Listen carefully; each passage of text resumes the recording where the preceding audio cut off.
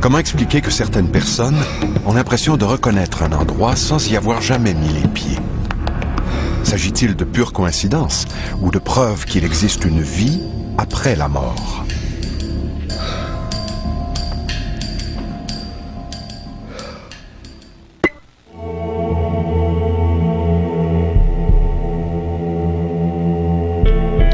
La croyance en une vie après la mort est aussi vieille que la plus ancienne des religions. Le passage sur cette terre est considéré par des millions de personnes comme une étape dans l'évolution de chaque individu.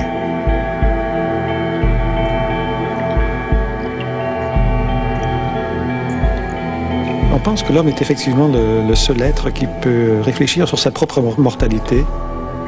Nous sommes les seuls et cela vient peut-être du fait que nous pouvons prendre une certaine distance par rapport à ce que nous sommes, nous interroger sur notre condition, sur notre nature, alors que l'animal en est incapable. Il est un peu prisonnier de ses instincts, captif du présent. Les premiers humains avaient peur devant la mort.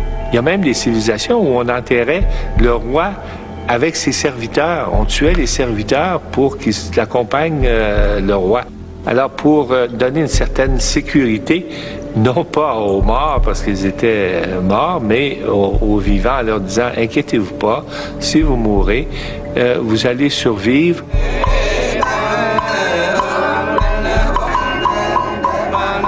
Chez les bouddhistes, on croit beaucoup à la réincarnation. Réincarnation, c'est aussi qu'on regarde la vie des gens aujourd'hui. C'est pour nous, ça nous dit que comment ça allait, sa vie précédente. Dans le bouddhiste, on est très conscient qu'il faut rembourser la dette de la vie précédente. Parce que comment on est aujourd'hui, c'est grâce à la vie passée. Et en même temps, que quand les gens sont conscients de ça, ils bien rembourser ses dettes et il s'améliore son état de pensée et ça va attirer une meilleure vie dans le futur. Quand on parle d'un phénomène et particulièrement d'une croyance qui s'appelle la réincarnation, première caractéristique de cette croyance-là, c'est fort probablement la croyance la plus répandue au monde, puisqu'on a des sociétés comme en Inde, où on a une forte proportion de la population où on croit à la réincarnation. Si on ajoute à ça à peu près un peu plus du tiers de la population des pays occidentaux qui croient à la réincarnation, alors très rapidement on s'aperçoit qu'on est face à une croyance extrêmement populaire.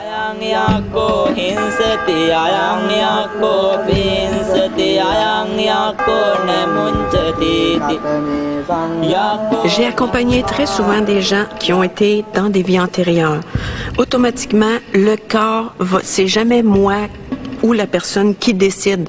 Si je sais que je fais respirer une Nathalie, puis que la personne est devant moi, puis tout d'un coup, elle s'appelle André, puis qu'elle est un homme, je sais tout de suite qu'elle est dans une vie antérieure. Je l'accompagne dans ça.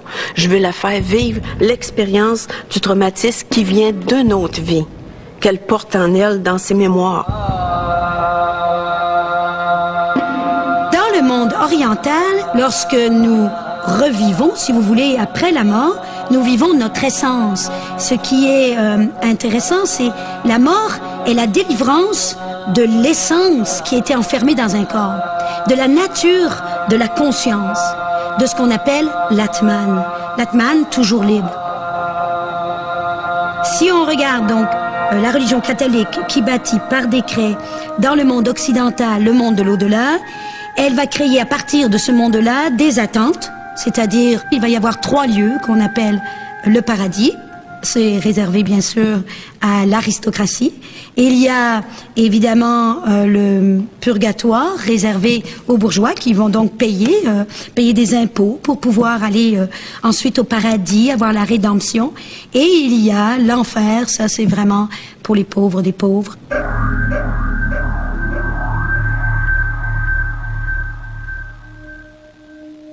Eric Brutsch a vécu une expérience hors du commun. Il affirme avoir retrouvé, enfoui au fond de sa mémoire, les souvenirs d'une vie antérieure. Il a consigné les fruits de sa découverte dans un livre intitulé « À l'ombre de la falaise ». J'ai toujours demandé à ma mère d'avoir un frère.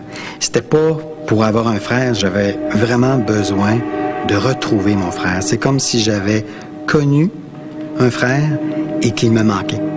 Et j'avais besoin de le retrouver. Ma sœur jumelle et moi, on était toujours ensemble. On faisait les mêmes activités. Le fait que j'aie une sœur jumelle a joué beaucoup sur la pensée qu'on a eue par rapport à Éric, parce qu'Éric demandait toujours d'avoir un frère. Il voulait toujours avoir un frère, il se sentait toujours tout seul. On reliait le sentiment qu'il avait de vouloir un autre frère au fait que nous, on était deux, comme si lui voulait être deux aussi. Quand j'étais enfant, je me couchais le soir, puis j'avais l'habitude de regarder ma main. Je la mettais au-dessus de ma tête, puis je la regardais, je l'ouvrais et je la fermais. Je faisais ça parce que je savais que ça n'avait pas toujours été facile pour moi de le faire. Je pouvais pas expliquer pourquoi, là, mais pour moi, c'était vraiment extraordinaire de l'ouvrir et de la fermer avec autant de facilité, parce que je sais que ça n'avait pas toujours été comme ça. Les flashs de vie antérieure viennent surtout en enfance. Puis au moins comme un quart des enfants auront des souvenirs, parce qu'ils sont plus près de leur dernière personnalité.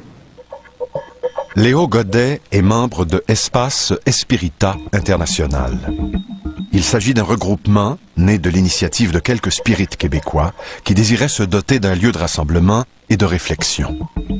Le docteur Stevenson, c'est un chercheur très connu, vraiment, à cause de ses publications sur les travaux qui suggéraient la réincarnation. Il a réussi à monter sur des dizaines d'années, puis avec une équipe internationale, des milliers de cas qui suggèrent vraiment la réincarnation à la communauté scientifique de l'Amérique du Nord. Donc, c'est vraiment très important.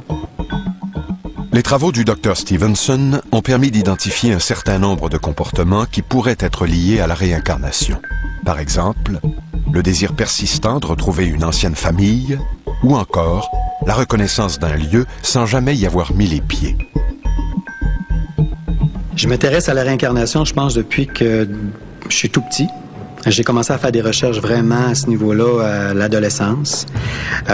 J'ai lu beaucoup, j'ai fait différents exercices pour arriver à avoir une vie antérieure, parce que c'était vraiment important pour moi d'aller chercher quelque chose dans une vie antérieure.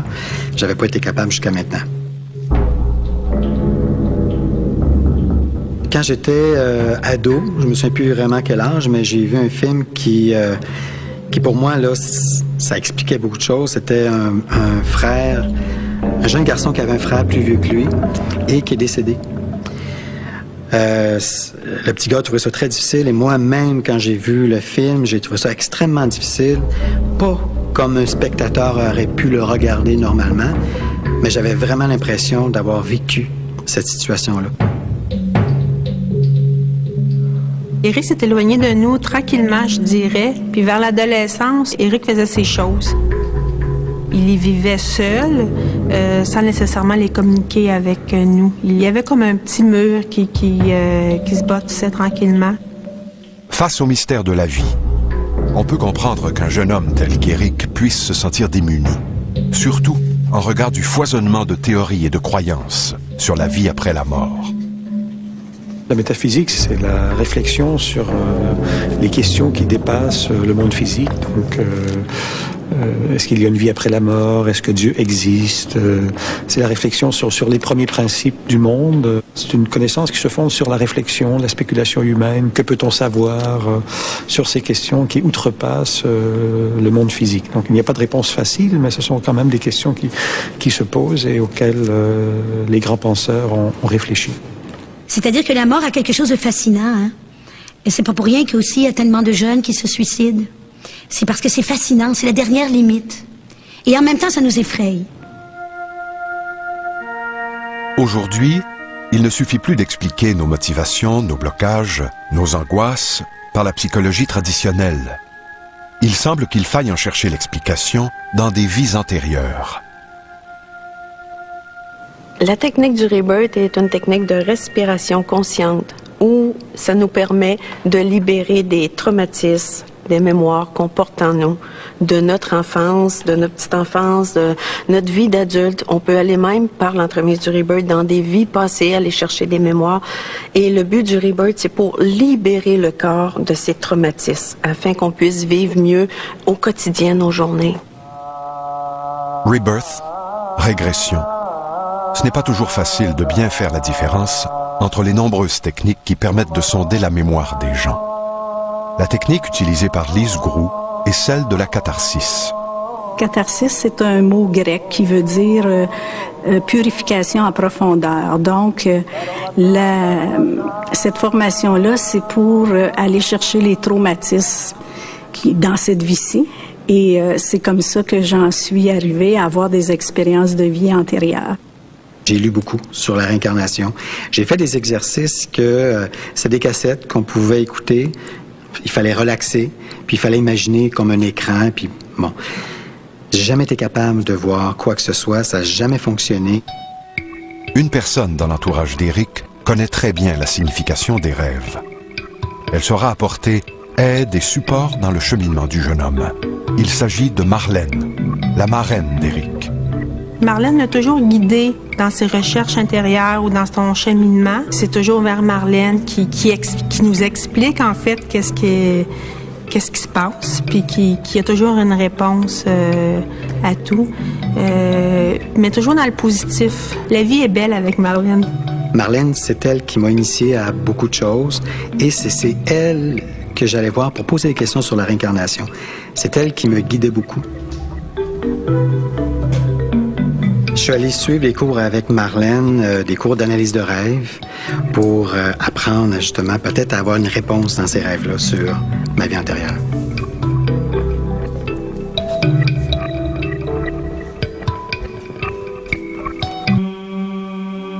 Jen Gelsang Drenpa est nonne bouddhiste depuis 6 ans.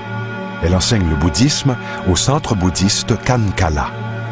Si j'avais à décrire ce qu'est le bouddhisme exactement, je crois que j'irais en expliquant que c'est un mode de vie qui intègre ce qu'on appelle la discipline morale. Alors on essaie de faire en sorte que nos actions ne nuisent pas à personne, aucun être vivant. Dans la voie bouddhiste, on explique qu'il n'y a pas de début, il n'y a pas de fin. Et donc, l'esprit n'a pas de début et n'a pas de fin. Alors, l'esprit est comme un voyageur qui habite un hôtel, une auberge, temporairement, et qui va faire l'expérience des plaisirs de cette vie-là. Mais on essaie de ne pas s'y attacher car on doit quitter vers ensuite un autre lieu d'habitation. Alors, l'esprit étant comme soit un oiseau qui quitte un nid pour aller en retrouver un autre, l'esprit quitte cette forme lorsque le corps ne fonctionne plus, lorsque le corps est trop vieux.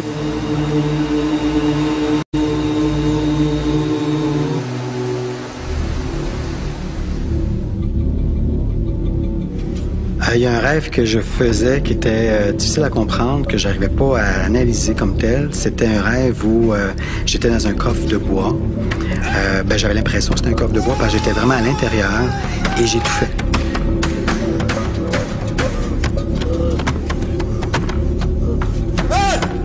J'étouffais vraiment et je me réveillais en sursaut. C'était vraiment un cauchemar pour moi. Ça ressemblait pratiquement à une tombe parce que c'était vraiment très étroit, j'étouffais. C'était noir. Alors j'étais sûr que ça pouvait ressembler à une tombe, effectivement.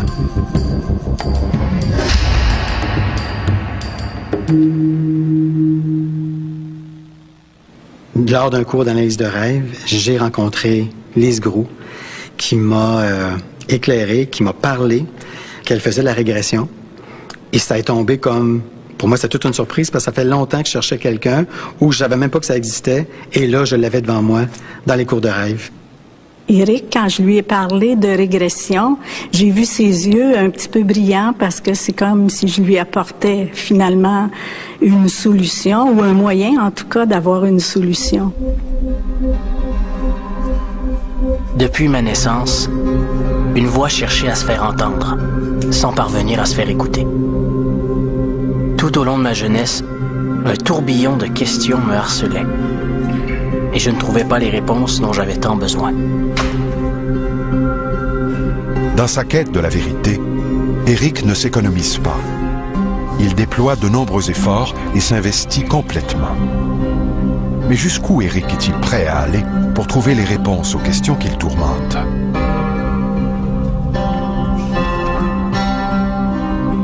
Aimerait bien trouver une signification aux rêves qui l'obsèdent.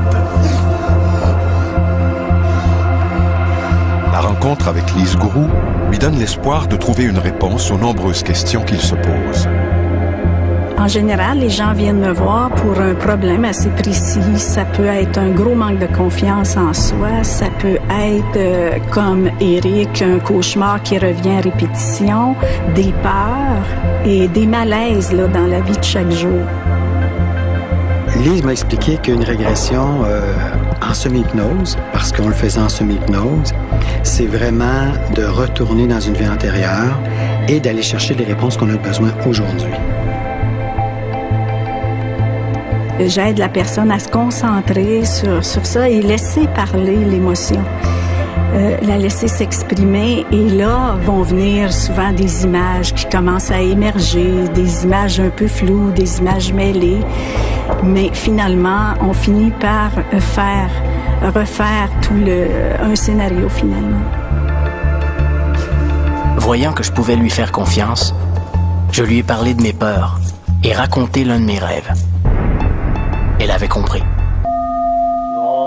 Dans la méditation, j'ai retracé plusieurs vies antérieures. Et il y a des vécus en Chine. J'étais chinois, un moine. Et même j'ai été pompier dans le monde occidental. Pour moi, le grand spécialiste de la réincarnation était le docteur Hernani Andrade. Parce qu'il a vraiment étudié à fond. Puis c'est le seul chercheur qui a vraiment monté un modèle comme du corps et de l'esprit qui pourrait expliquer comment on pourrait s'incarner. Il essaie d'expliquer comment est-ce qu'un être comme nous, avec des composantes en 3 dimensions et en 4 dimensions, comment est-ce que ça pourrait marcher? Donc, c'est intéressant parce que dans ces composantes, en 4 dimensions, on peut emmagasiner toutes nos leçons, tout ce qu'on a appris, toutes nos expériences cognitives, tout ce qui est intellectuel, tout ce qui est spirituel, moral, ça reste avec nous. Donc, chaque fois qu'on démarre une nouvelle personnalité, une nouvelle incarnation, on arrive avec ce bagage. Donc, c'est intéressant. Quand j'ai décidé de faire la séance avec Éric, j'avais aucune idée des résultats, sauf que je sentais et je voyais qu'il était prêt. Je te demande d'abord de te détendre. Je lui suggère de prendre ses mains. Pour moi, c'est un support, donc on est face à face et j'amène la personne à respirer pour faire une ouverture de conscience et après de laisser émerger tout ce qui lui vient à l'esprit, des images ou des émotions ou des réflexions ou des souvenirs. Quand on a commencé à faire la régression, puis j'ai commencé à me calmer réellement pour rentrer dans la régression, j'ai commencé à avoir un mal de bras. Un mal de bras qui était tellement intense que j'étais sûr que le bras était brisé. Et j'avais beau expliquer à Lise que j'ai mal à mon bras, puis Lise me disait tout le temps, concentre-toi, c'est ton subconscient qui veut te parler. Mais moi, là, j'étais sûr que mon bras était brisé. J'avais tellement mal, j'étais sûr que si j'ouvrais les yeux, mon bras était pour être bleu, puis en morceaux.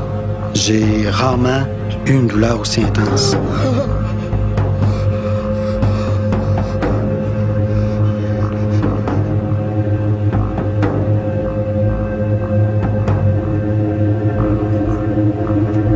J'ai poussé Éric à aller dans la douleur de son bras parce que je sentais qu'il était déjà dans quelque chose d'important et puis je l'ai aidé, encouragé pour qu'il puisse aller plus profondément et accueillir les images qui sont venues. Pendant la régression, Quand j'ai commencé à sentir qu'on rentrait vraiment dans l'histoire ou dans quelque chose qui venait vraiment me chercher, je disais à Lise que je veux pas aller plus loin, je veux pas...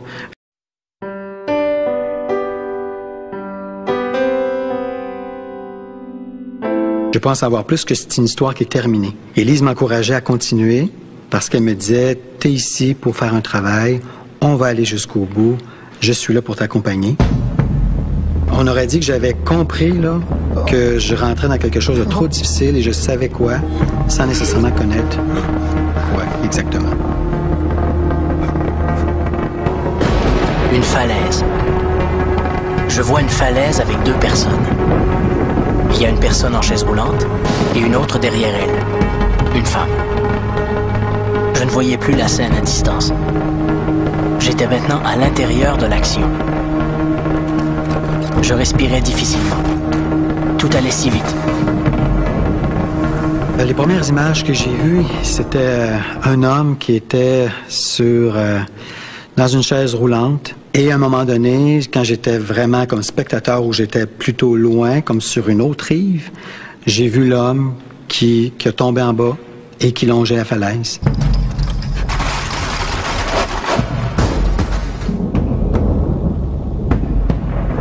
Une personne qui vit une expérience de rebirth reste consciente tout le long du rebirth. Il y a de l'interaction entre moi et la personne qui respire tout le long du rebirth. C'est ce qu'on appelle respiration consciente. Donc, ça veut dire la personne est toujours consciente. Et moi, quand elle décroche de son propre rythme, mon travail, c'est de la ramener dans son rythme respiratoire, toujours pour libérer. La libération pour Eric Brutsch, c'est de comprendre ce que veulent dire toutes ces images qui jaillissent dans son esprit. Les images que je voyais venaient énormément me chercher et j'ai commencé à paniquer, à pleurer. C'était extrêmement difficile. J'ai comme même de la difficulté à exprimer à quel point que c'était dur de voir ces images-là. C'était vraiment comme si j'avais déjà vécu ces événements-là. C'est comme si j'avais vraiment...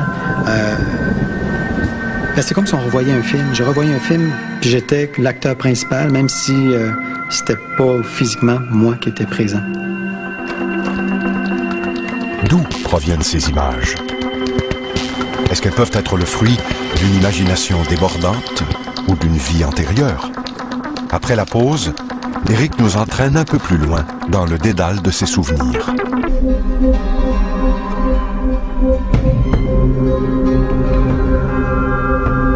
La séance de régression d'Eric Brutsch a duré quelques heures.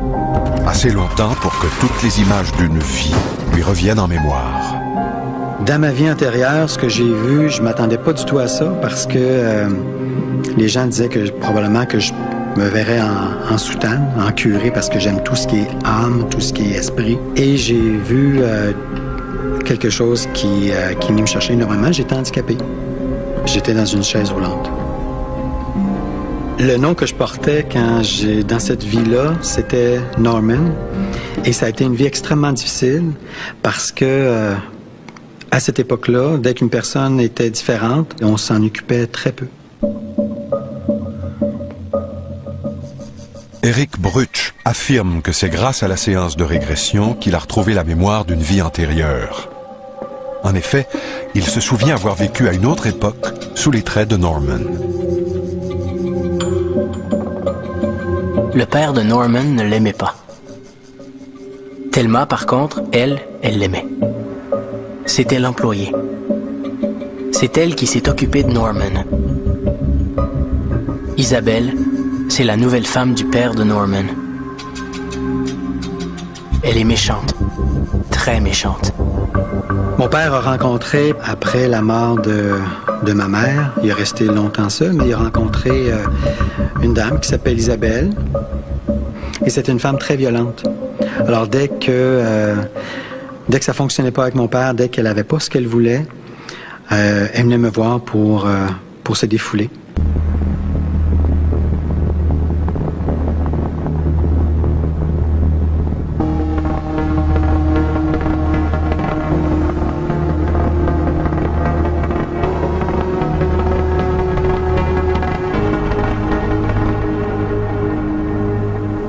La première personne qui a pu donner de l'amour à Norman, c'était Thelma.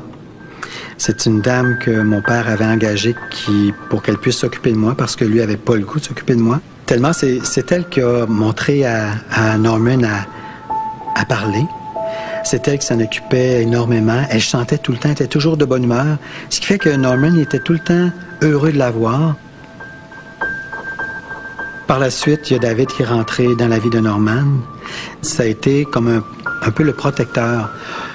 Il a été témoin assez régulièrement de violence de la part d'Isabelle vis-à-vis Norman, et c'était pour lui inacceptable. Alors, il a comme décidé de prendre le rôle de protecteur et de s'occuper de son petit frère.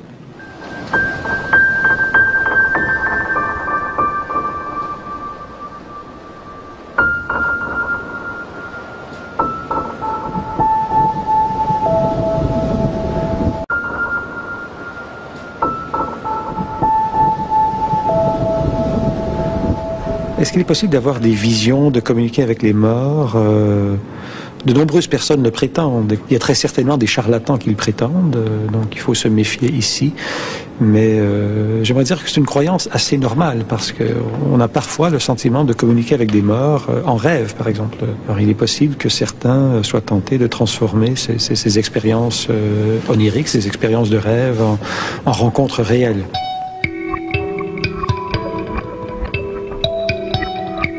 Nous sommes des êtres spirituels. La preuve, c'est que lorsque l'élément spirituel quitte le corps, on dit « il nous a quittés ». Il nous a quittés, elle nous a quittés, il est parti. Qu'est-ce qui est parti? C'est la dimension spirituelle.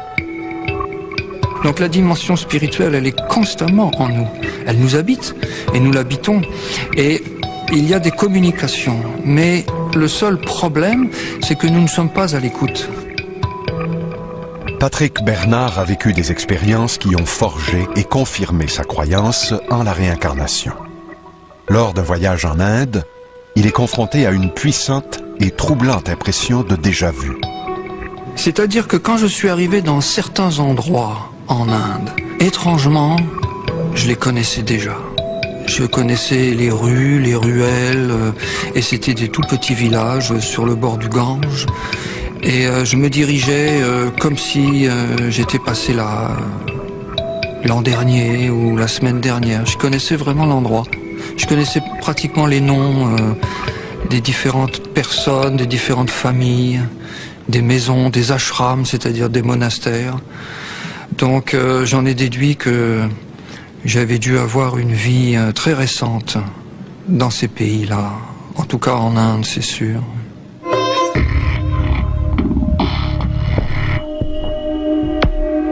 David, c'est comme le frère de Norman. C'est le neveu d'Isabelle. Elle aime tellement son petit David. David aimait beaucoup amener Norman sur une falaise. Tous les deux partaient et se retrouvaient sur la falaise. Ils restaient la journée complète là. Ils faisaient vivre du bon temps à Norman.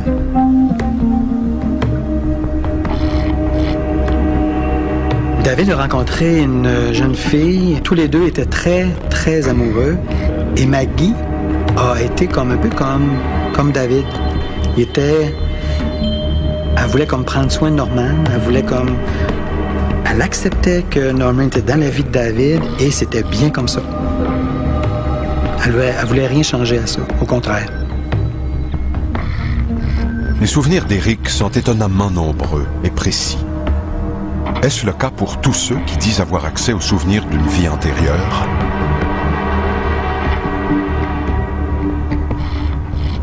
J'ai vécu une expérience de rebirth qui m'a amené dans une vie antérieure, dans une vie de monastère. Le but était de libérer qu'est-ce que j'ai à être toujours triste. Je portais en moi une tristesse tellement profonde que j'arrivais pas à saisir d'où en vient. Ce que j'ai récolté de cette expérience-là, c'est que j'ai toujours sacrifié ma vie pour plaire aux autres, pour faire plaisir aux autres. Et dans cette vie-là, c'était très important pour moi de plaire à la famille. puis d'aller dans la prêtrise. Et c'était pas mon rêve à moi d'aller dans la prêtrise. Et j'étais un homme en passant dans cette vie-là.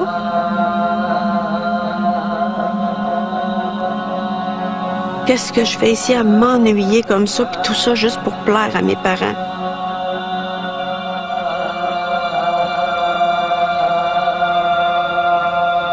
J'ai rentré dans ma chambre et je me suis pendue.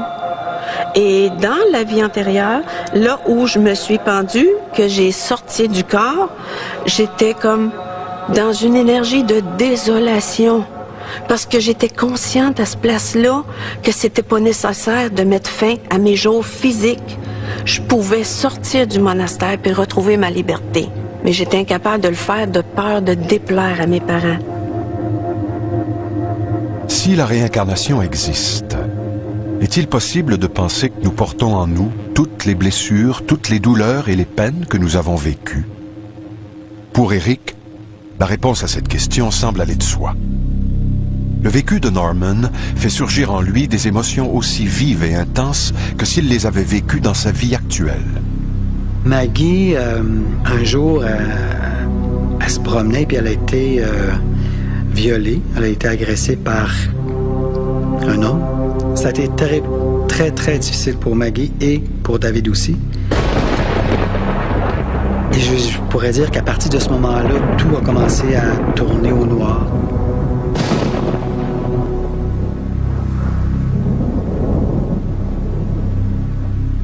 Maggie est allée sur la falaise et a décidé de se jeter en bas pour mettre un terme à ce qu'elle vivait.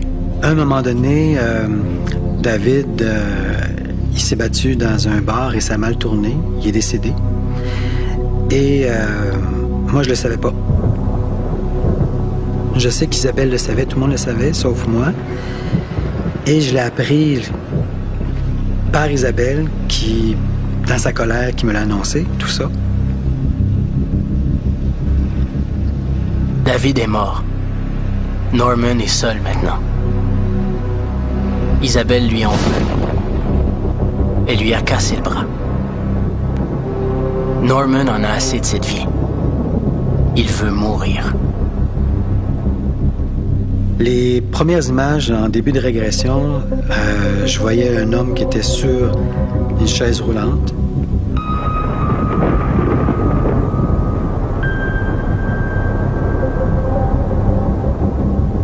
Les premières images que j'ai pu voir, j'ai pas nécessairement pensé que c'était relié à moi ou que c'était ma mort comme telle, mais je savais qu'à quelque part, qu'il devait avoir un lien.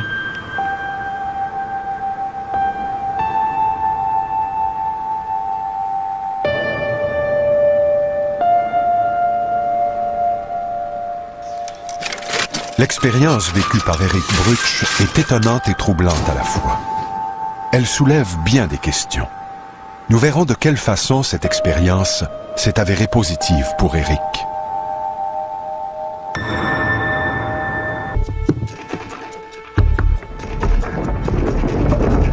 Revivre sa mort doit être une expérience traumatisante. On peut se demander dans quel état, physique et psychologique, Eric Brutsch est revenu de cette première séance de régression. Après la régression, j'étais très bouleversé. Physiquement, j'étais... je tremblais, là. Ça a été très, très difficile. J'ai eu de la misère à revenir. Et pendant 3 jours de temps, j'ai vécu un peu, on aurait dit, comme un genre de dépression. Je me suis, on dirait, pratiquement enfermé. Je voulais pas parler à personne. On aurait dit que je voulais m'approprier mon histoire, ce que j'ai vécu, et la digérer, probablement. J'ai jamais fait de recherche pour retrouver Norman parce que c'était trop difficile. J'avais pas le goût de revivre ça. C'est sûr que j'aimerais aller voir où ça s'est passé. J'aimerais revoir la maison. J'aimerais revoir... Idéalement, j'aimerais voir les pierres tombales. C'est savoir c'est où maintenant. J'aimerais pouvoir confirmer que j'ai pas tout inventé dans ma tête. Ça serait une preuve pour moi, même si à l'intérieur de moi, je sais que c'est vrai. Mais ça serait comme un bonbon. La réincarnation, à quoi ça sert? C'est fantastique, c'est l'outil le plus précieux, la réincarnation. Parce que sans avoir ce recul par rapport à la vie et à la mort, on ne peut pas guérir. On ne peut pas guérir de toutes ces choses à l'intérieur qui nous rendent malades. Les ressentiments, les absences de pardon, les colères, les rancunes. La réincarnation nous aide à guérir parce que lorsqu'on prend du recul par rapport à tout ça, eh bien, tous les problèmes sont dédramatisés, ils deviennent presque insignifiants. Ça nous fait beaucoup de bien, ça nous guérit, ça nous soigne. Alors c'est dans cette dimension-là que la réincarnation est fort utile.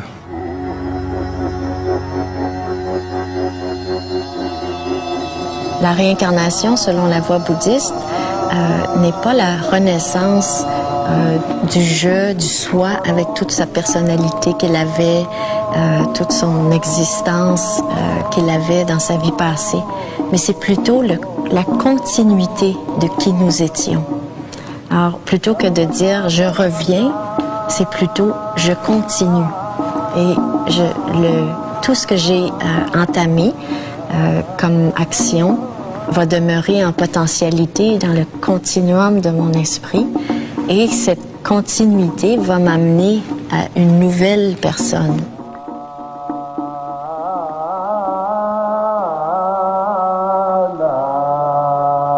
Suite à la régression, j'ai compris beaucoup de choses. Mes peurs, j'avais des peurs que je vivais, que je comprenais pas avant. Maintenant, au moins, je peux comprendre pourquoi. Ça change notre façon de voir la vie et aussi peut-être d'apprendre à pardonner, à passer par-dessus certaines choses et à vivre le plus de choses qu'on peut vivre. Je suis certain d'avoir retrouvé David aujourd'hui. Il se nomme Yves. Pour moi, c'est mon frère. Et même quand je le présente comme étant mon frère. Il fait la même chose. C'est tellement pour moi vrai que pour moi, c'est comme David. Je peux pas faire de différence entre les deux. J'ai décidé d'écrire mon histoire en fonction de pouvoir garder la vie de Norman, même si elle est en moi, là, mais quand même garder quelque chose de ce côté-là. Le fait de lire le livre d'Éric m'a fait comprendre un petit peu plus Éric.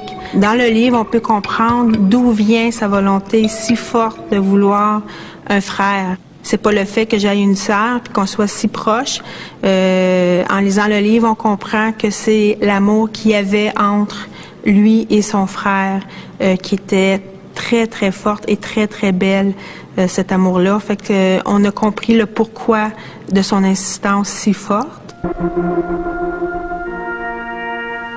Ce qui était angoissant autrefois, c'était de savoir si on allait être damné ou non. Est-ce qu'on allait être condamné à l'enfer ou est-ce qu'on allait avoir accès au paradis, donc pour le restant de ses jours. Donc c'était une source de réelle angoisse parce que il y allait après tout de toute l'éternité, c'est-à-dire passer son éternité en enfer ou au ciel. C'était là la source de l'angoisse. Alors qu'aujourd'hui, l'angoisse c'est un peu déplacé. C'est l'angoisse qui porte sur la question de savoir s'il y a ou non une vie après la mort.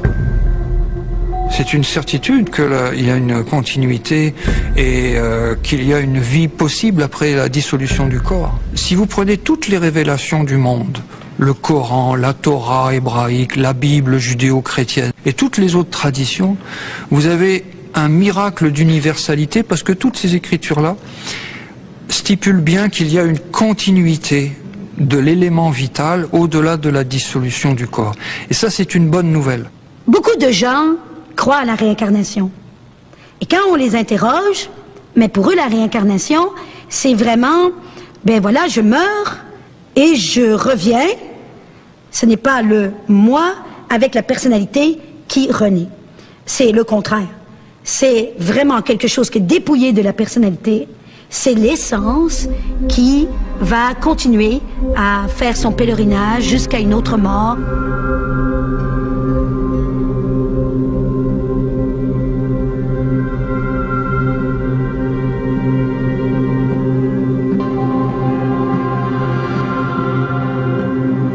La mort, pour moi, c'est une continuité.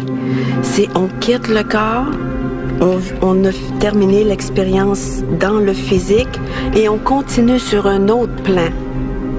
Mais on continue notre évolution. Pour moi, la mort, c'est juste comme si j'enlève un morceau de linge puis je l'abandonne là. Je suis pas attachée au corps physique et je suis convaincue qu'il y a plus que ça. À la mort du corps physique, qu'est-ce qui reste et qu'est-ce qu'on perd? En fait, on perd le corps. Il faut remettre les pendules à l'heure. Nous ne sommes pas des êtres matériels qui avons une expérience spirituelle. On est vraiment des entités spirituelles qui avons une expérience dans la matière. Donc à la mort du corps physique, c'est nous qui perdons le corps. Mais le corps, lui, retourne aux éléments. Et nous gardons nos expériences, nos souvenirs, nos désirs, nos pensées. Tout ce que on n'a pas pu faire dans cette vie-ci, on va pouvoir le faire dans une vie future. L'histoire d'Éric ne pourra jamais être vérifiée ou prouvée de quelque façon que ce soit. Mais la volonté et la détermination avec lesquelles Éric s'est lancé dans cette quête de la vérité font réfléchir. De quoi est faite la vie? D'où viennent les émotions, les sentiments? Qu'est-ce qui fait que nous sommes si semblables et si différents à la fois?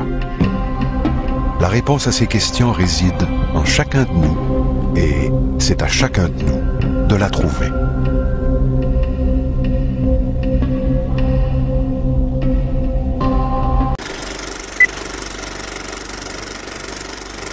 Dit que comment ça allait, sa vie précédente. Dans le bouddhiste, on est très conscient qu'il faut rembourser la dette de la vie précédente. Parce que comment on est aujourd'hui, c'est grâce à la vie passée. Et en même temps que quand les gens sont conscients de ça, ils bien rembourser ses dettes et il s'améliore son état de pensée. Et ça va attirer une meilleure vie dans le futur. Quand on parle d'un phénomène et particulièrement d'une croyance qui s'appelle la réincarnation, première caractéristique de cette croyance-là, c'est fort probablement la croyance la plus répandue au monde, puisqu'on a des sociétés comme en Inde, où on a une forte proportion de la population où on croit à la réincarnation. Si on ajoute à ça à peu près un peu plus du tiers de la population des pays occidentaux qui croient à la réincarnation, alors très rapidement on s'aperçoit qu'on est face à une croyance extrêmement populaire.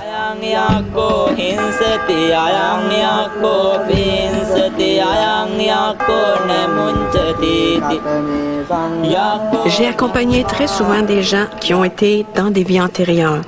Automatiquement, le corps c'est jamais moi ou la personne qui décide. Si je sais que je fais respirer une Nathalie, puis que la personne est devant moi, puis tout d'un coup, elle s'appelle André, puis qu'elle est un homme, je sais tout de suite qu'elle est dans une vie antérieure. Je l'accompagne dans ça. Je veux la faire vivre l'expérience du traumatisme qui vient d'une autre vie, qu'elle porte en elle dans ses mémoires.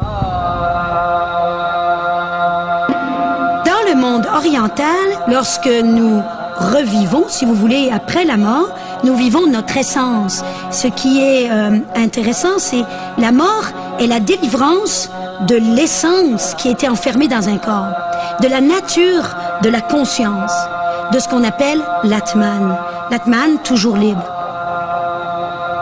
Si on regarde donc la religion catholique qui bâtit par décret dans le monde occidental le monde de l'au-delà, elle va créer à partir de ce monde-là des attentes, c'est-à-dire il va y avoir trop. On pense que l'homme est effectivement le seul être qui peut réfléchir sur sa propre mortalité. Nous sommes les seuls et cela vient peut-être du fait que nous pouvons prendre une certaine distance par rapport à ce que nous sommes, nous interroger sur notre condition, sur notre nature, alors que l'animal en est incapable. Il est un peu prisonnier de ses instincts, captif du présent. Les premiers humains avaient peur devant la mort. Il y a même des civilisations où on enterrait le roi avec ses serviteurs. On tuait les serviteurs pour qu'ils accompagnent le roi. Alors, pour donner une certaine sécurité, non pas aux morts parce qu'ils étaient morts, mais aux vivants en leur disant « Inquiétez-vous pas, si vous mourrez, vous allez survivre.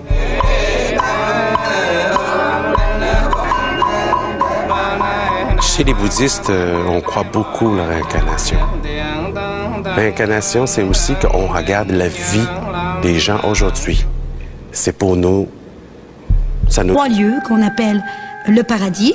C'est réservé bien sûr à l'aristocratie. Et il y a évidemment le purgatoire réservé aux bourgeois qui vont donc payer des impôts pour pouvoir aller ensuite au paradis, avoir la rédemption. Et il y a l'enfer, ça c'est vraiment pour les pauvres des pauvres.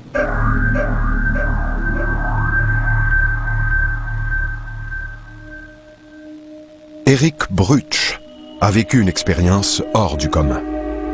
Il affirme avoir retrouvé, enfoui au fond de sa mémoire, les souvenirs d'une vie antérieure.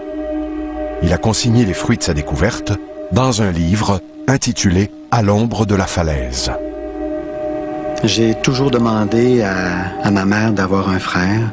C'était pas pour avoir un frère, j'avais vraiment besoin de retrouver mon frère. C'est comme si j'avais connu un frère et qu'il me manquait. Et j'avais besoin de le retrouver. Ma sœur jumelle et moi, on est...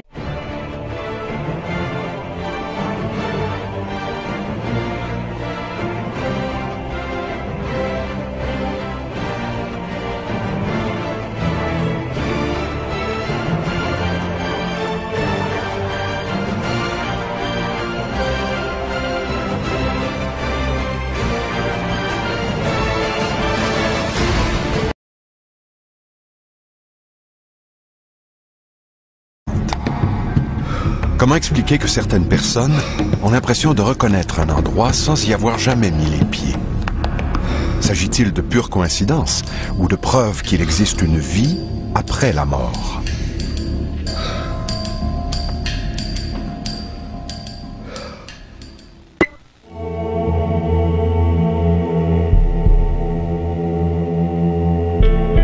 La croyance en une vie après la mort est aussi vieille que la plus ancienne des religions. Le passage sur cette terre est considéré par des millions de personnes comme une étape dans l'évolution de chaque individu. C'est le neveu d'Isabelle. Elle aime tellement son petit David. David aimait beaucoup amener Norman sur une falaise. Tous les deux partaient et se retrouvaient sur la falaise. Ils restaient la journée complète là. Ils faisaient vivre du bon temps à Norman.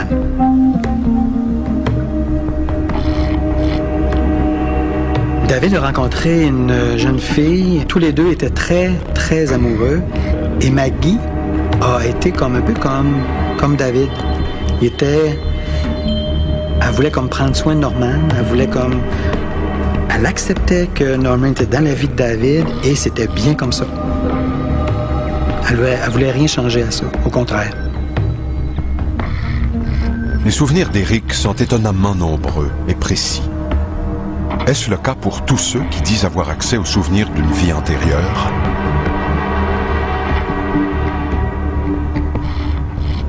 J'ai vécu une expérience de rebirth qui m'a amené dans une vie antérieure, dans une vie de monastère. Le but était de libérer qu'est-ce que j'ai à être toujours triste. Je portais en moi une tristesse tellement profonde que j'arrivais pas à saisir d'où en vient. Ce que j'ai récolté de cette expérience-là, c'est que j'ai toujours sacrifié ma vie pour plaire aux autres, pour faire plaisir aux autres. Et dans cette vie-là, c'était très important pour moi de plaire à la famille, puis d'aller dans la prêtrise. Et c'était pas mon rêve à moi d'aller dans la prêtrise. Et j'étais un homme en passant dans cette vie-là.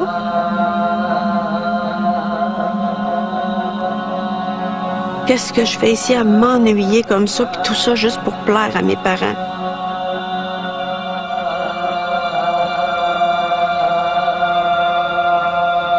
J'ai rentré dans ma chambre et je me suis pendue. Et dans la vie antérieure, là où je me suis pendue, que j'ai sorti du corps, j'étais comme dans une énergie de désolation. Parce que j'étais consciente à ce place-là que c'était pas nécessaire de mettre fin à mes jours physiques. Je pouvais sortir du monastère puis retrouver ma liberté. Mais j'étais incapable de le faire de peur de déplaire à mes parents. Si la réincarnation existe, est-il possible de penser que nous portons en nous toutes les blessures, toutes les douleurs et les peines que nous avons vécues?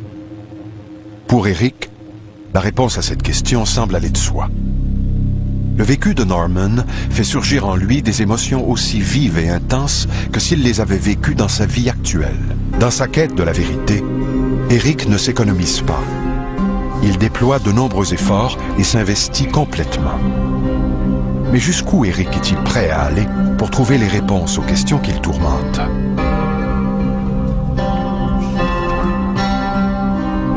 Aimerait bien trouver une signification aux rêves qui l'obsèdent. La rencontre avec Lise Groux lui donne l'espoir de trouver une réponse aux nombreuses questions qu'il se pose. En général, les gens viennent me voir pour un problème assez précis. Ça peut être un gros manque de confiance en soi. Ça peut être, comme Eric, un cauchemar qui revient à répétition, des peurs et des malaises là, dans la vie de chaque jour. Lise m'a expliqué qu'une régression en semi-hypnose, parce qu'on le faisait en semi-hypnose, c'est vraiment de retourner dans une vie antérieure et d'aller chercher les réponses qu'on a besoin aujourd'hui. J'aide la personne à se concentrer sur ça et laisser parler l'émotion.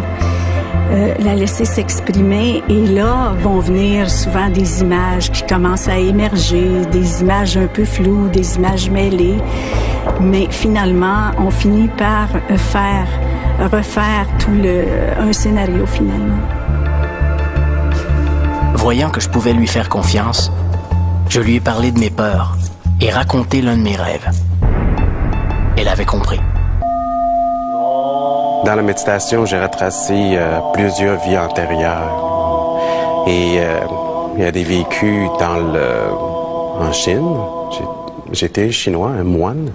Et même j'ai été pompier dans le monde occidental.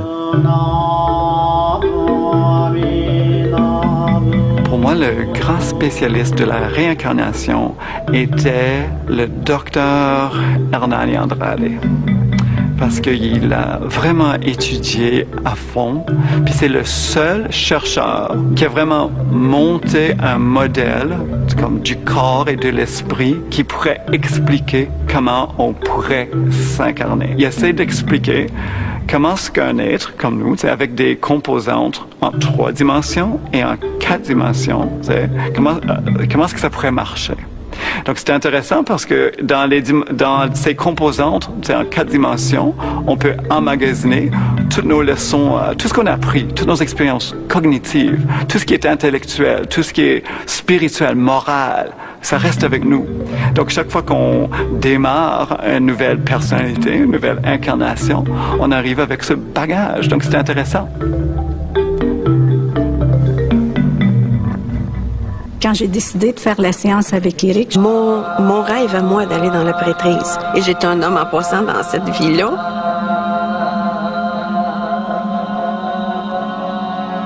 Qu'est-ce que je fais ici à m'ennuyer comme ça, puis tout ça juste pour plaire à mes parents?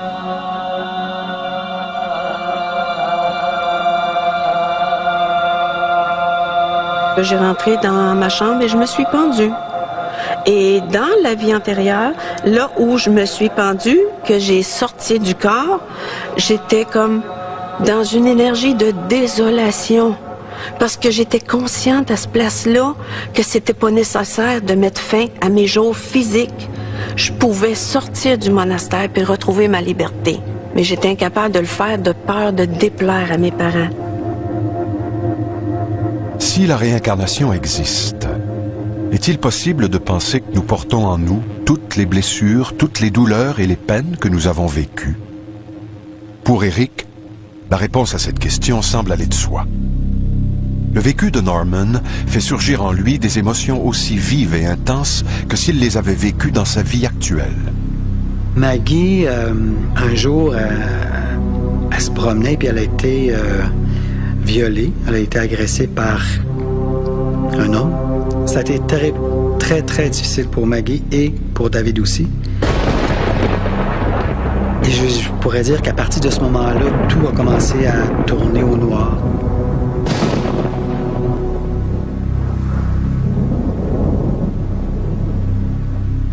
Maggie est allée sur la falaise et a décidé de se jeter en bas pour mettre un terme à ce qu'elle vivait.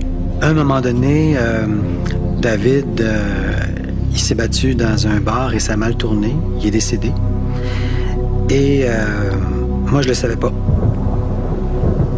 Je sais qu'Isabelle le savait, tout le monde le savait, sauf moi. Et je l'ai appris par Isabelle, qui, dans sa colère, qui me l'a annoncé, tout ça. David est mort.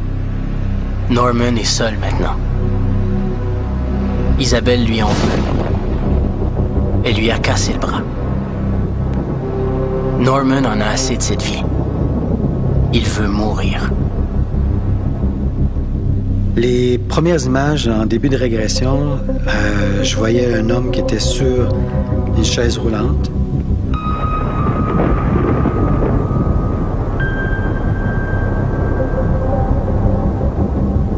Les premières images que j'ai pu voir, j'ai pas nécessairement pensé que c'était relié à moi ou que c'était ma mort comme telle, mais je savais qu'à quelque part, qu'il devait avoir un lien.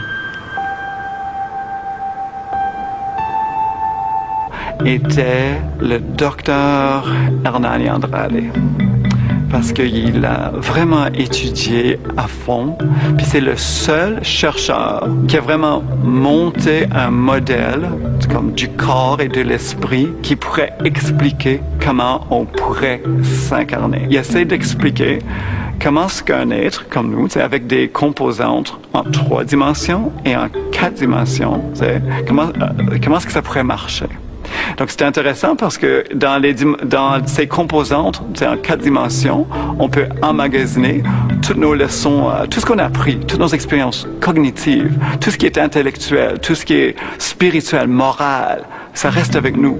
Donc, chaque fois qu'on démarre une nouvelle personnalité, une nouvelle incarnation, on arrive avec ce bagage. Donc, c'est intéressant. Quand j'ai décidé de faire la séance avec Éric, j'avais aucune idée des résultats, sauf que je sentais et je voyais qu'il était prêt. Je te demande d'abord de te détendre. Je lui suggère de prendre ses mains.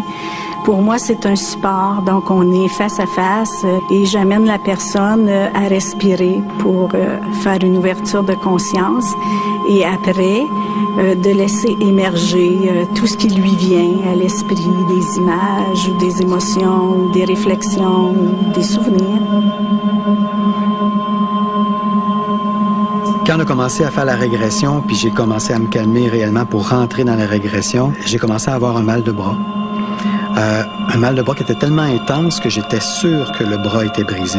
Et j'avais beau expliquer à Lise que j'ai mal à mon bras, puis Lise me disait tout le temps, concentre-toi, c'est ton subconscient qui veut te parler. Mais moi, là, j'étais sûr que mon bras était brisé. J'avais tellement mal, j'étais sûr que si j'ouvrais les yeux, mon bras était pour être bleu, puis en morceaux. J'ai rarement eu une douleur aussi intense.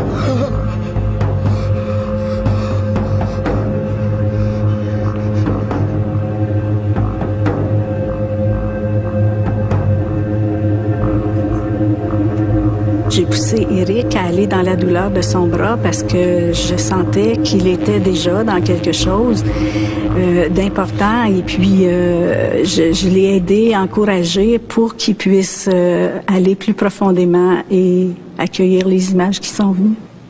Pendant la régression, quand j'ai commencé à sentir qu'on rentrait vraiment dans l'histoire ou dans quelque chose qui venait vraiment me chercher, je disais à Lise que je veux pas aller plus loin, je veux pas...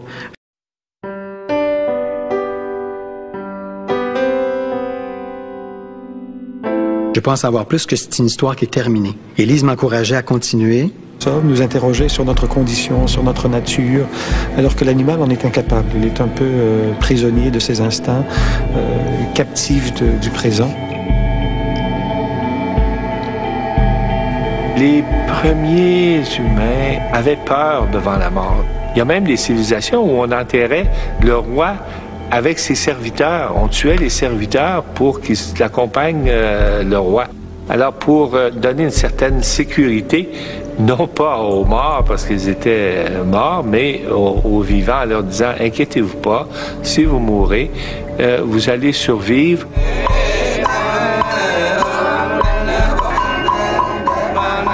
Chez les bouddhistes, on croit beaucoup à la réincarnation. Réincarnation, c'est aussi qu'on regarde la vie des gens aujourd'hui. C'est pour nous... Ça nous... 3 lieux qu'on appelle le paradis. C'est réservé bien sûr à l'aristocratie.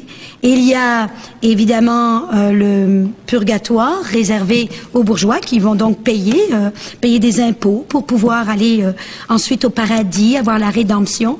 Et il y a l'enfer, ça c'est vraiment pour les pauvres des pauvres.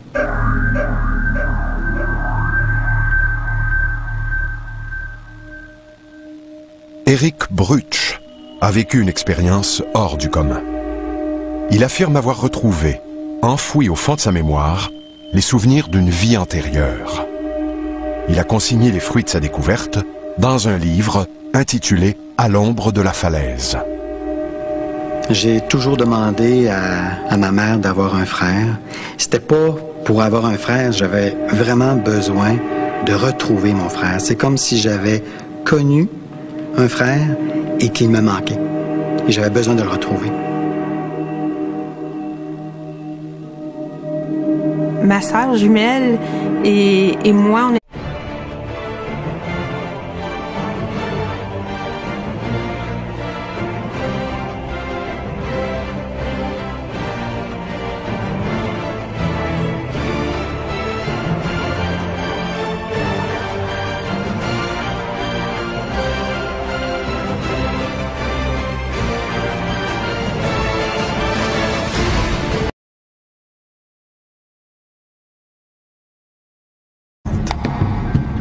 Comment expliquer que certaines personnes ont l'impression de reconnaître un endroit sans y avoir jamais mis les pieds?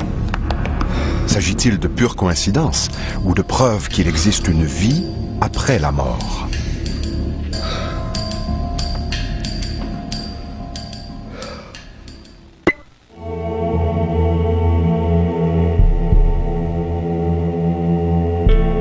Consciente, donc ça veut dire la personne est toujours consciente. Et moi, quand elle décroche de son propre rythme, mon travail, c'est de la ramener dans son rythme respiratoire, toujours pour libérer.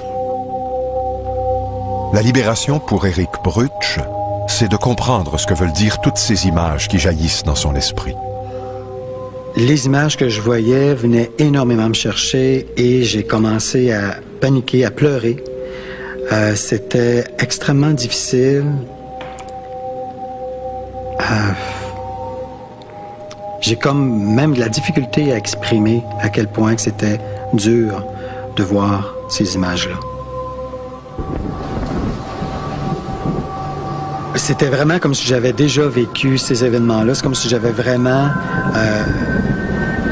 c'est comme si on revoyait un film. Je revoyais un film, puis j'étais l'acteur principal, même si c'était pas physiquement moi qui étais présent. D'où proviennent ces images? Est-ce qu'elles peuvent être le fruit d'une imagination débordante ou d'une vie antérieure? Après la pause, Eric nous entraîne un peu plus loin dans le dédale de ses souvenirs.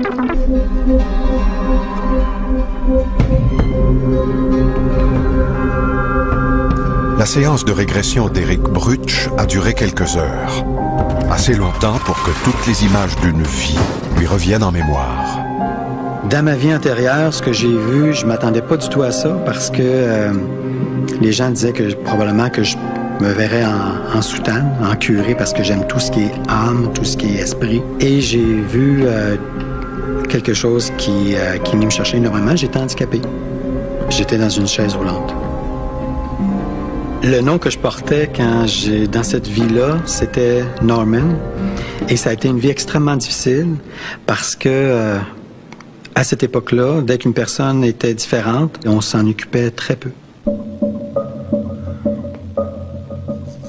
Eric Brutsch affirme que c'est grâce à la séance de régression qu'il a retrouvé la mémoire d'une vie antérieure.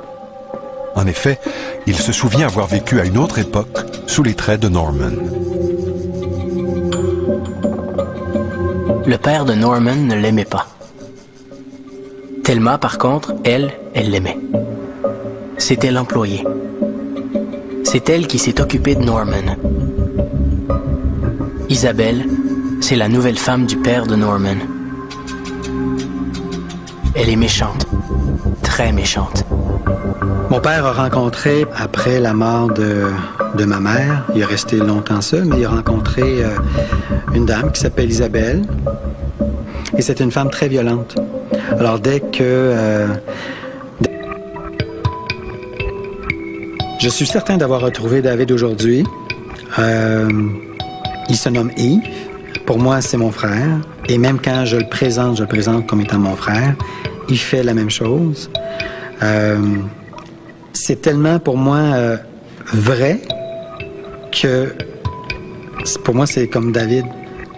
Je peux pas faire de différence entre les deux.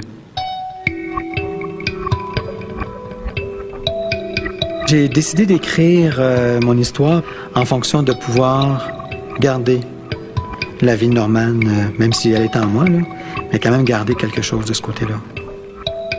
Le fait de lire le livre d'Éric m'a fait comprendre un petit peu plus Éric. Dans le livre, on peut comprendre d'où vient sa volonté si forte de vouloir un frère. C'est pas le fait que j'aille une sœur puis qu'on soit si proche. En lisant le livre, on comprend que c'est l'amour qu'il y avait entre lui et son frère qui était très, très forte et très, très belle, cet amour-là. Fait que on a compris le pourquoi de son insistance si forte. Ce qui était angoissant autrefois, c'était de savoir si on allait être damné ou non. Est-ce qu'on allait être condamné à l'enfer ou est-ce qu'on allait avoir accès au paradis, donc pour le restant de ses jours. Donc c'était une source de réelle angoisse parce que il y allait après tout de toute l'éternité, c'est-à-dire passer son éternité en enfer ou au ciel. C'était là la source de l'angoisse. Alors qu'aujourd'hui, l'angoisse s'est un peu déplacée. C'est l'angoisse qui porte sur la question de savoir s'il y a ou non une vie après la mort.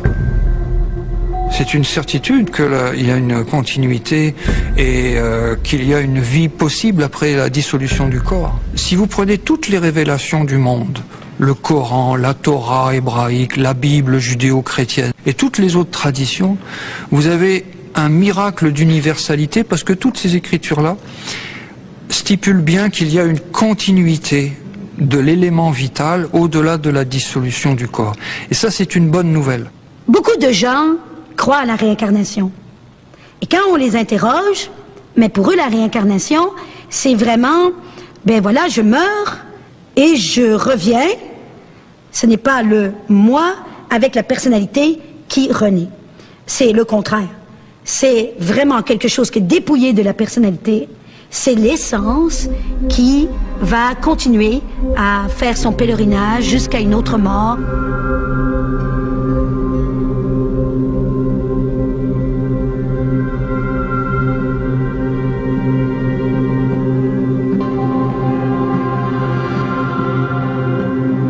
La mort, pour moi, c'est une continuité.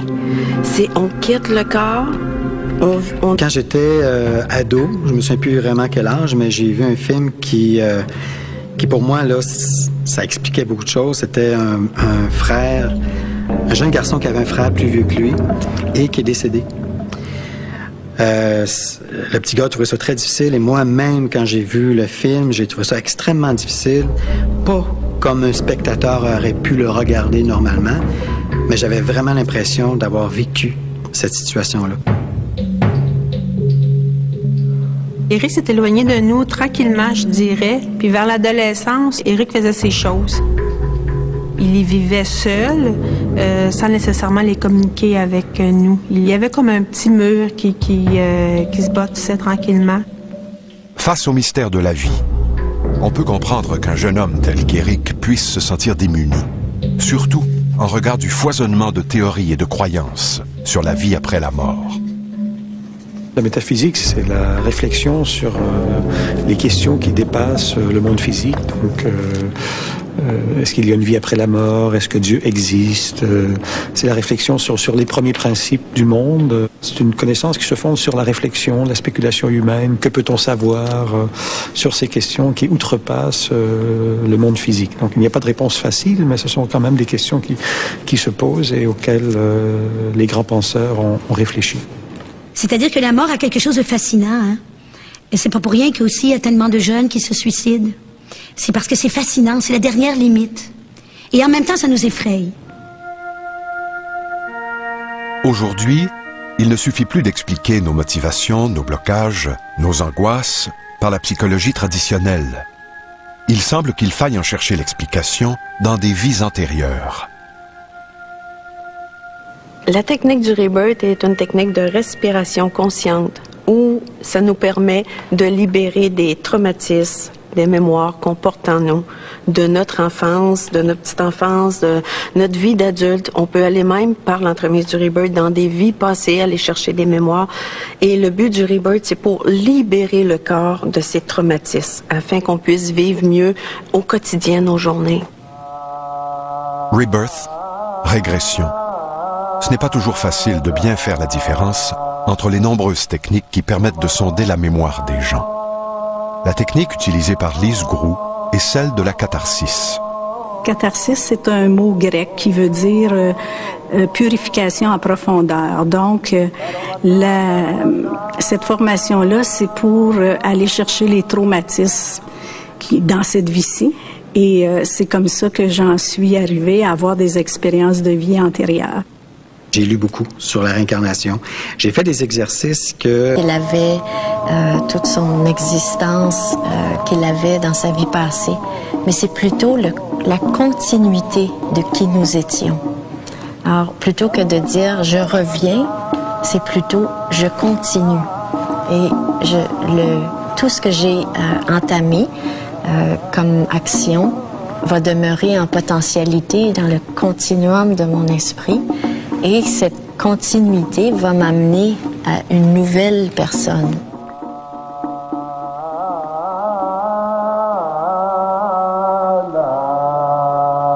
Suite à la régression, j'ai compris beaucoup de choses. Mes peurs, j'avais des peurs que je vivais, que je comprenais pas avant. Maintenant, au moins, je peux comprendre pourquoi.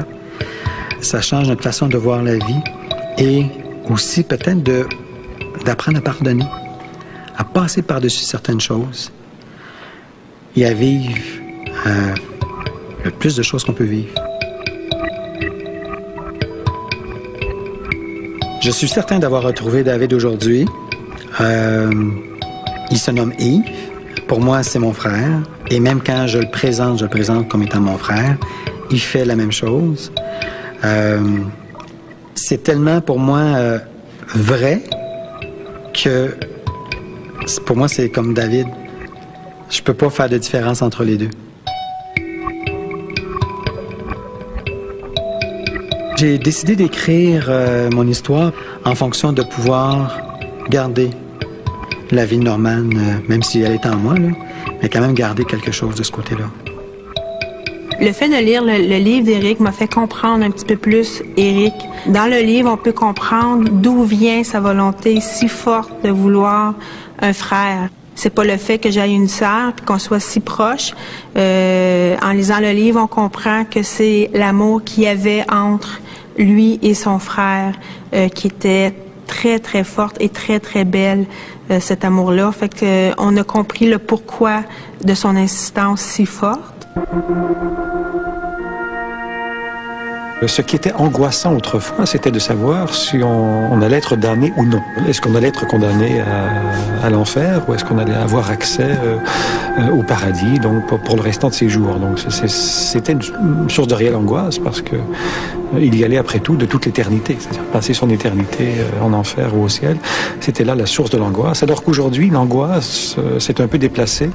C'est l'angoisse qui porte sur la question de savoir s'il y a ou non une vie après la mort. C'est une certitude qu'il y a une continuité et qu'il y a une vie possible après la dissolution du corps. Si vous prenez toutes les révélations du monde, le Coran, la Torah hébraïque, la Bible judéo... Physiquement, j'étais, Je tremblais, là, ça a été très, très difficile. J'ai eu de la misère à revenir. Et pendant 3 jours de temps, j'ai vécu un peu, on aurait dit, comme un genre de dépression. Je me suis, on dirait, pratiquement enfermé. Je voulais pas parler à personne. On aurait dit que je voulais m'approprier mon histoire, ce que j'ai vécu, et la digérer, probablement. J'ai jamais fait de recherche pour retrouver Norman parce que c'était trop difficile. J'avais pas le goût de revivre ça. C'est sûr que j'aimerais aller voir où ça s'est passé. J'aimerais revoir la maison. J'aimerais revoir, idéalement, j'aimerais voir les pierres tombales. C'est savoir c'est où maintenant. J'aimerais pouvoir confirmer que j'ai pas tout inventé dans ma tête. Ça serait une preuve pour moi, même si à l'intérieur de moi, je sais que c'est vrai. Mais ça serait comme un bonbon. La réincarnation, à quoi ça sert? C'est fantastique, c'est l'outil le plus précieux, la réincarnation. Parce que sans avoir ce recul par rapport à la vie et à la mort, on ne peut pas guérir. On ne peut pas guérir de toutes ces choses à l'intérieur qui nous rendent malades. Les ressentiments, les absences de pardon, les colères, les rancunes. La réincarnation nous aide à guérir parce que lorsqu'on prend du recul par rapport à tout ça, eh bien, tous les problèmes sont dédramatisés, ils deviennent presque insignifiants. Ça nous fait beaucoup de bien, ça nous guérit, ça nous soigne. Alors c'est dans cette dimension-là que la réincarnation est fort utile.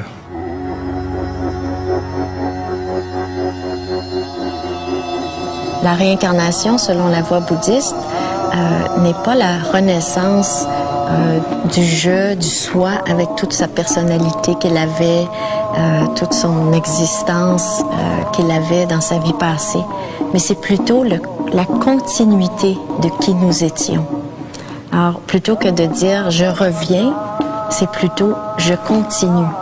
Et tout ce que j'ai entamé comme action va demeurer en potentialité dans le continuum de mon esprit. Et cette continuité va m'amener à une nouvelle personne.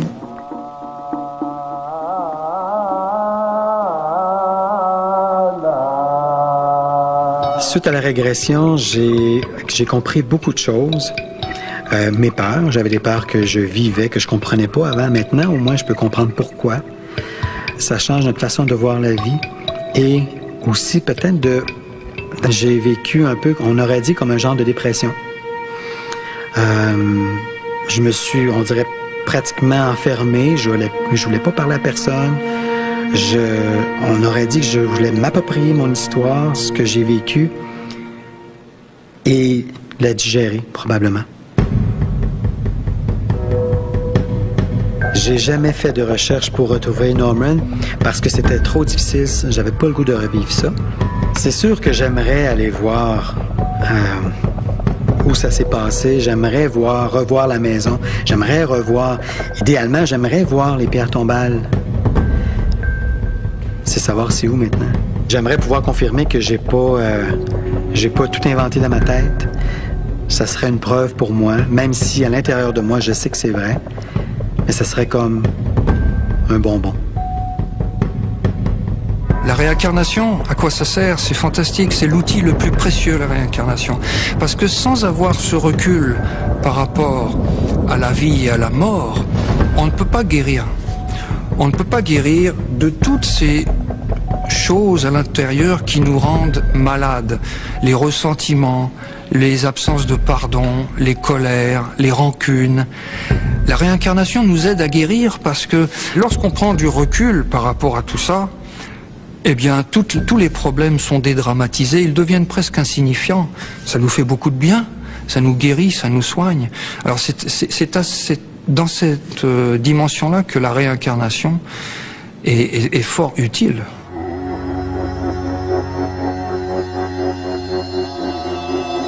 La réincarnation, selon la voie bouddhiste, n'est pas la renaissance du je, du soi, avec toute sa personnalité qu'il avait, toute son existence qu'il avait dans sa vie passée.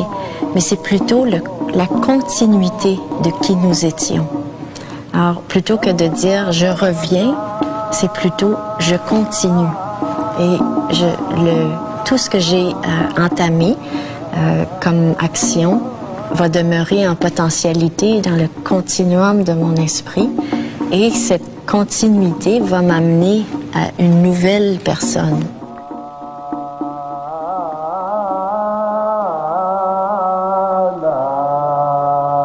Suite à la régression, j'ai compris beaucoup de choses. Mes peurs, j'avais des peurs que je vivais, que je comprenais pas avant. Maintenant, au moins, je peux comprendre pourquoi.